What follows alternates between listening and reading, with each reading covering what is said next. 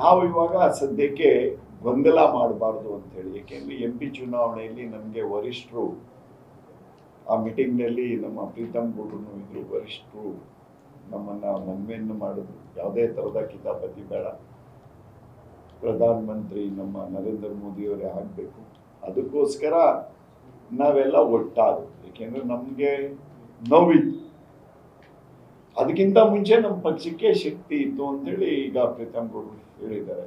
ಆ ಶಕ್ತಿಯನ್ನ ತುಂಬಿ ನಾವು ಚುನಾವಣೆಯನ್ನ ಮಾಡಿದ್ದೀವಿ. ಅವ್ರು ಸ್ಪಂದಿಸ್ತಾ ಇಲ್ಲ ಅಂತೇಳಿ ಪ್ರತಿಯೊಬ್ಬರು ನಮ್ಮ ಸಿಂಗಲ್ ಒಂದು ಚಿಕ್ಕ ಚಿಕ್ಕ ಕಾರ್ಯಕರ್ತರು ಸಹ ನಮ್ಮಗಳಿಗೆ ಕಾಟವನ್ನೇ ಕೊಡ್ತಾ ಇದ್ದಾರೆ. ಈಗ ಬೇರೆ ಯಾವುದೇ ಒಂದು ಸೆಂಟ್ರಲ್ನಿಂದ ಯೋಜನೆ ಮತ್ತು MP ಅವ್ರ ಯೋಜನೆ ಮತ್ತು ಒಂದು ನಯಾ ಪೈಸದ ಸಹಾಯ ನಮಗೆ ಸಿಗ್ತಾ ಇಲ್ಲ ಅಂತೇಳಿ ಪ್ರೀತಮ್ ಗೌಡ್ರು ಗಮನಕ್ಕೆ ತಂದ್ರು, ನಮ್ಮ ಗಮನಕ್ಕೆ ಡೈಲಿ ತರ್ತಾ ಇದ್ದಾರೆ. ನಾವು ರಾಜ್ಯಾಧ್ಯಕ್ಷರು ಪ್ರತಿಯೊಬ್ಬರಿಗೂ ಗಮನಕ್ಕೆ ತರ್ತಾ ಇದ್ದೀವಿ. ಅದನ್ನ ಸುಧಾರಣೆ ಆಗ್ತದೆ ಅಂತೇಳಿ ಪ್ರೀತಮ್ ಗೌಡ್ರು ನಮಗೆ ಸಮಾಧಾನ ಮಾಡ್ತಾ ಇದ್ದಾರೆ, ನಮ್ಮ ರಾಜ್ಯಾಧ್ಯಕ್ಷರು ತೀರ್ಮಾನ ಮಾಡ್ತಾ ಇದ್ದಾರೆ. ಅದನ್ನ ಕಾಯ್ತೀವಿ ಸ್ವಲ್ಪ. ಇಲ್ಲ ಅಂತ ಹೇಳಿದ್ರೆ ನಾವೇ ಒಂದು ತಂಡ ಮಂಡ್ಯದಿಂದ ಪ್ರೀತಮ್ ಗೌಡ್ರಿಗೆ ಮತ್ತೆ ನಮ್ಮ ರಾಜ್ಯಾಧ್ಯಕ್ಷರಿಗೆ ಗಮನಕ್ಕೆ ತಂದು ನಾವೇನೆ ಸೆಂಟ್ರಲ್ ಹೋಗುವಂತ ಕೆಲಸಗಳನ್ನ ಮಾಡ್ತೀವಿ. ನಮ್ಗೇನು ಪರಿಚಯ ಇಲ್ಲ ಅಂತ ಇಲ್ಲ,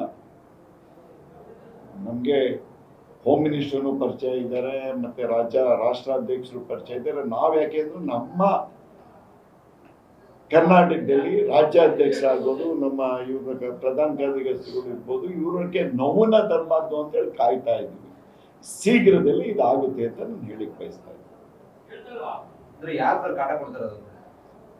ಕಾಟ ಅಂದ್ರೆ JDS ಕಾರ್ಯಕರ್ತರು. ನಮ್ಗೇನಂತ ಕಾಟ ಕೊಡೋ ಅಷ್ಟೊಂದು ದೊಡ್ಡದಾಗಿ ಬೆಳೆದಿಲ್ಲ ಅವರು,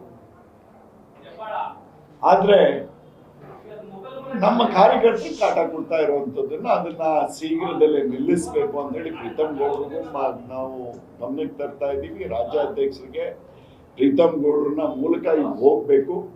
ಯಾಕೆ ಅಂತ ಹೇಳಿದ್ರೆ ನಾವು ಇವತ್ತಿನ ದಿನ ಇಡೀ ದೇಶದಲ್ಲಿ ನಮ್ಮ BJP ಶಕ್ತಿಶಾಲಿಯಾಗಿ ಮೋದಿಯವರು ಒಳ್ಳೆ ಕೆಲಸಗಳನ್ನ ಮಾಡ್ತಾ ಇದ್ದಾರೆ. ನಾವು ಒಳ್ಳೆ ಇಶ್ಯೂದೆಲ್ಲ ಹೆಸರು ಬರ್ತಾ ಇದೆ. ಅದಕ್ಕಾಗಿ ನಾವು ಗೊಂದಲವನ್ನ ಯಾವುದೇ ಕಾರಣಕ್ಕೆ ಕೂಡಬಾರ್ದು. ನಮ್ಮ ರಾಜ್ಯ ಅಧ್ಯಕ್ಷರಿಗೂ ಧಕ್ಕೆಯನ್ನು ತರಬಾರ್ದು, ನಮ್ಮ ಕಾರ್ಯದರ್ಶಿಗಳಿಗೂ ಧಕ್ಕೆಯನ್ನು ತರಬಾರ್ದು ಅಂತೇಳಿ ಕಾಯ್ತಾ ಇದ್ದೀವಿ. ಇಲ್ಲ, ಇಡೀ ಜಿಲ್ಲೆ ಕಾರ್ಯಕರ್ತರು ಅಂತ ಹೇಳಿದ್ರೆ ಏನೋ ಒಂದು ಕೆಲ್ಸಕ್ಕೆ ಹೋಗಿರ್ತಾರೆ MLA ಅವ್ರ ಹತ್ರ. ನಮ್ಮ ತಾಲೂಕಿಂದ ನಾನು ಹೇಳಿಕ್ ಬಯಸ್ತಾ ಇದ್ದೀನಿ, ನಾವ್ ಹೇಳಿರ್ತೀವಿ ಹೋಗ್ರಪ್ಪ ಶಾಸಕರ ಹತ್ರ ಕೆಲಸ ಮಾಡಿಸ್ಕೊಳ್ಳಿ ಅಂತೇಳಿ. ಯಾಕೆಂದ್ರೆ ನಾವು ಇದಕ್ಕೆ ಮಾಡಿದೀವಿ ಆ ಪಕ್ಷಕ್ಕೆ. ನಾವು ನೀವು ನೋಡ್ತಾ ಇರ್ಬೇಕು, ಒಂದು ಕಾಂಟ್ರವರ್ಸಿ ಸ್ಟೇಟ್ಮೆಂಟ್ ನಾನು ಕೊಟ್ಟಿಲ್ಲ. ಯಾಕೆಂದ್ರೆ ಅಲಯನ್ಸ್ ಆದ್ಮೇಲೆ ನಾನ್ ತಂದಿರೋ ಅಂತ ಅನುದಾನವನ್ನ ಭೂಮಿ ಪೂಜೆ ಮಾಡ್ತಾ ಇದ್ದಾರೆ, ಉದ್ಘಾಟನೆಯನ್ನ ಮಾಡ್ತಾ ಇದ್ದಾರೆ.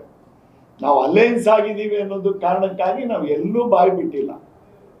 JDS ಗೆದ್ದಿದೆ, ಹೋಗ್ರಪ್ಪ ಕೆಲಸ ಮಾಡಿಸ್ಕೊಂಬನ್ನಿ ಅಂತ ಅವ್ರು ಚಿಕ್ಕದೊಂದು ಕೆಲ್ಸಕ್ಕೆ ಕಳ್ಸಿದ್ರೆ ಅವ್ರಿಗೆ 6 ಶಾಲ ಹಾಕೋದು, ನಮ್ಮ ಪಾರ್ಟಿಗೆ ಸೇರ್ದ ಅಂತ ಪೇಪರ್ನಲ್ಲಿ ಬರ್ತು. ಆತ್ಮಪೂರ್ವಕವಾಗಿ ಯಾರು ಹೋಗಿಲ್ಲ. ನಮ್ಮ ವಾಸಣ್ಣವ್ರಿಗೂ ಹೇಳಿಕ್ ಬಯಸ್ತೀನಿ, ಯಾವುದೇ ಕಾರಣಕ್ಕೂ ಕೂಗೋ ಅಗತ್ಯ ಇಲ್ಲ. ನಾನು 3 ಸಾರಿ ಶಾಸಕನಾಗಿದ್ದೀನಿ, 1 ಸಾರಿ ಸಚಿವನಾಗಿದ್ದೀನಿ. ಇಡೀ ಜಿಲ್ಲೆಗೆ ಅತಿ ಹೆಚ್ಚಿನ ಫಂಡನ್ನ ತಂದುಕೊಟ್ಟಿರೋದು ಇಡೀ ದೇಶಕ್ಕೆ ಗೊತ್ತಿದೆ.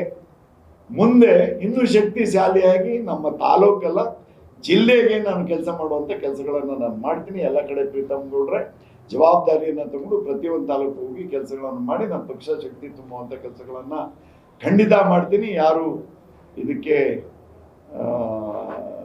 ಧೈರ್ಯ ಬೇಡ ಅಂತಾನು ನಾನು ಹೇಳಿಕ್ ಬಯಸ್ತಾ ಇದ್ದೀನಿ.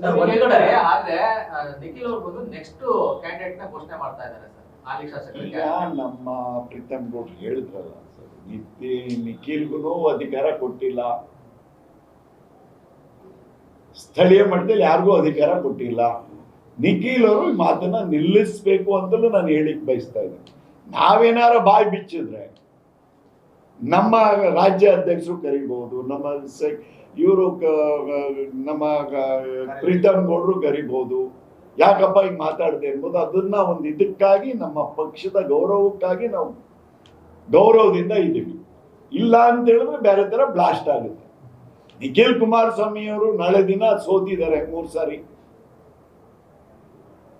ನಮ್ಮ ಪ್ರೀತಮ್ ಗೌಡ ಹೇಳಿದ್ರು ಅವ್ರನ್ನು ಗೆಲ್ಲಿಸ್ಬೇಕು ಅಂತ ನಮಗ್ ಭಾವನೆ ಇದೆ.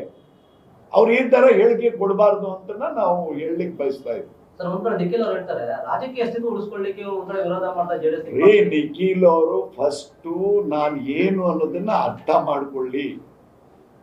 ನಾನು ಎಲ್ಲಿಂದ ಬಂದಿದ್ದೀನಿ, ದೇವೇಗೌಡರು ಕಂಪೇರ್ ಮಾಡೋಕ್ಕಾಗಲ್ಲ. ದೇವೇಗೌಡರಿಗೆ ನಮ್ಗೆ ಗೌರವ ಇದೆ, ಕುಮಾರಣ್ಣವ್ರ ಬಗ್ಗೆ ನಮ್ಗೆ ಗೌರವ ಇದೆ. ಅವ್ರಿಗಿಂತ ಹೆಚ್ಚಿನ ಮಟ್ಟದಲ್ಲಿ ಮಾತಾಡಕ್ ಹೋಗ್ತಾರೆ ಅನ್ನೋದನ್ನ ತಾವು ಗಮನಿಸ್ಬೇಕಾಗ್ತದೆ.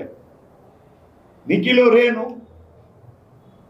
ನನ್ನ ಬಗ್ಗೆ ಅಥವಾ ಈ ಲೀಡರ್ಗಳ ಬಗ್ಗೆ ಮಾತಾಡ್ಬೇಕಾದ್ರೆ ಒಂದು ಜಿಲ್ಲಾಧ್ಯಕ್ಷರಾಗಿದ್ರ, ಜಿಲ್ಲಾ ಪಂಚಾಯತಿಲಿ ಆಗಿದ್ರ, ತಾಲೂಕ್ ಪಂಚಾಯತಿಲಿ ಏನಾರು ಆಗಿದ್ದಾರ, ಸ್ಥಳೀಯರ ಬಗ್ಗೆ ಮಾತಾಡಬಾರ್ದು.